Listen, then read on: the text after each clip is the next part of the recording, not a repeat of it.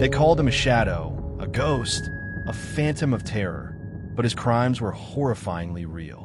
The fog-choked streets of Whitechapel were soaked with fear, and nobody knew who he was, not even the police. Tonight, you will uncover the terrifying truth about Jack the Ripper, a man whose identity remains a mystery, and whose brutality continues to haunt history. London, 1888. The city was a living maze of gaslit streets and twisting alleys, each turn concealing whispers of desperation and shadows that moved with a life of their own. The East End, suffocated by poverty and disease, offered little protection to those forced to live within its labyrinth. Children played in mud-filled streets. Mothers struggled to feed their families, and the weak, the sick, the marginalized became prey to the darkness.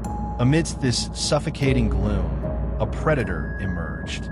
Silent, patient, and calculating, he moved like a shadow, leaving terror in his wake. He became known to history as Jack the Ripper. The first known victim, Marion Nichols, was discovered on a damp August morning in Bucks Row. Her life had been ordinary by the standards of Whitechapel, a woman trying to survive in a city that offered little mercy. But her death was extraordinary in its horror. Her throat was cruelly slashed, her body mutilated with chilling precision. There were no witnesses, no clue to the killer's identity. Only the fog and the still air carried the echoes of his crime. London trembled. Fear became a living thing, crawling through the streets, whispering in every ear. Mothers clutched their children tighter. Women hurried through alleyways, every shadow a potential predator.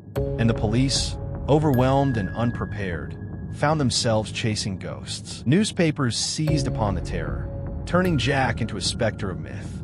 Headlines screamed, "The Whitechapel Fiend strikes again." Another horror in London. The killer's name spread like wildfire, instilling panic and fascination alike. Soon, the murders continued. Annie Chapman, Elizabeth Stride, Catherine Eddowes, and Mary Jane Kelly. Each victim's death was more grotesque than the last. Precision, surgical knowledge, and a chilling disregard for life suggested a mind both intelligent and monstrous. Letters arrived at Scotland Yard, some taunting the police, the most infamous being the From Hell letter, accompanied by a preserved human kidney. Was it authentic? Only the killer knew, and that knowledge remained locked away in the shadows. The victims' lives demand recognition.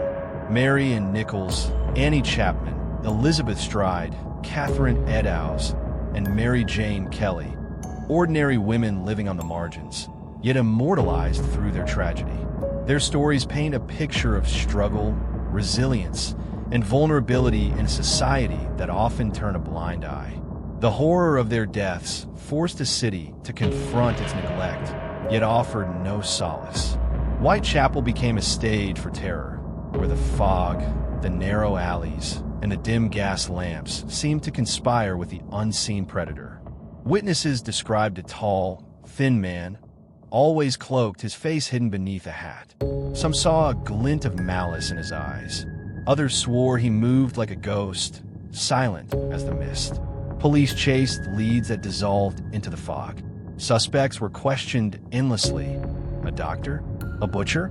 Perhaps a member of the aristocracy hiding a monstrous nature behind civility? Each theory added to the legend, yet none provided answers. The more the authorities searched, the more elusive he became. The brutality of the Ripper's crimes was matched only by his ability to manipulate fear. Letters sent to authorities and newspapers mocked their efforts, taunted the public, and amplified terror. Each note served as a psychological weapon, demonstrating his omnipresence and control. And yet, the true horror lay in reality, not fiction. London streets ran with the memory of his atrocities. Residents avoided certain areas after dark. Prostitutes whispered warnings to each other. And in the hearts of the fearful, the Ripper lived on, unseen but always present. The lives he took were not mere statistics. They were stories of human struggle. Marion Nichols tried to survive a world stacked against her. Annie Chapman faced hardship, yet showed remarkable resilience. Elizabeth Stride quietly endured her own battles.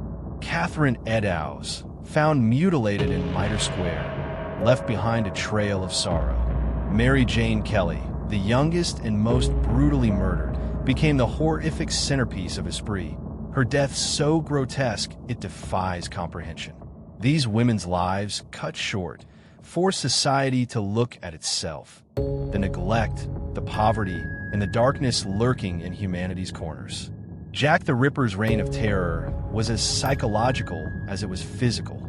The fog, the narrow streets, the cries of the desperate, all became his allies. He turned fear into a weapon, controlling a city without ever being caught. And yet, the story is also about society itself, the conditions that allowed such a predator to thrive. Poverty, overcrowding, disease, neglect, and ignorance created an environment in which evil could prosper. Jack was the shadow cast by these societal failures. Decades later, historians and amateur detectives alike continue to debate his identity. Names proposed range from doctors to aristocrats, criminals to immigrants. Each theory provides tantalizing possibilities, but none confirm the truth. This enduring mystery is perhaps the most terrifying aspect. A killer who vanished without a trace, leaving only terror and unanswered questions in his wake. The fascination with Jack the Ripper is more than morbid curiosity. It is a study of evil, fear, and the fragility of society. His story challenges us to confront the darkness within humanity, to examine the shadows that linger unseen, and to consider how fragile our structures are when faced with cunning malevolence.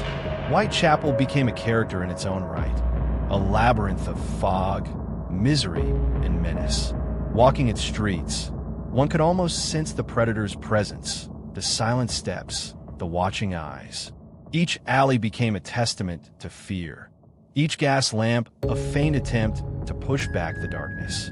Even now, over a century later, the East End retains the echoes of that autumn, and the ghostly legend of Jack the Ripper continues to captivate and horrify. The Ripper's letters, the gruesome crime scenes, the unending speculation, all contribute to the myth. Yet behind the legend are real victims, real lives lost, and a city that was forever changed. London survived, but the story endures as a warning, a lesson in vigilance, and a chilling reminder of humanity's capacity for darkness. His crimes force us to confront uncomfortable truths, that evil can hide in plain sight, that society can fail its most vulnerable, and that fear, once unleashed, can linger for generations. Jack the Ripper is more than a historical figure.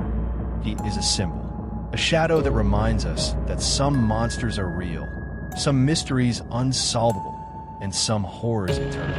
The women he murdered are remembered, their voices echoing through time, ensuring that they are not forgotten. And Jack, he remains unseen, a ghost haunting history, leaving only whispers, fear, and the terrifying possibility that the shadow could exist again. As you leave this tale behind, imagine the fog-drenched streets, the dim gaslights flickering, and the silent figure that once walked among them, leaving horror in his wake. And ask yourself, could such a shadow still exist today, hidden among us, watching, waiting, silent yet real? The story of Jack the Ripper is a story of terror, mystery, and the enduring power of fear. It is a story of humanity confronted by darkness, and a reminder that some legends are born in blood, shadows, and whispers, never to be solved, never to be forgotten.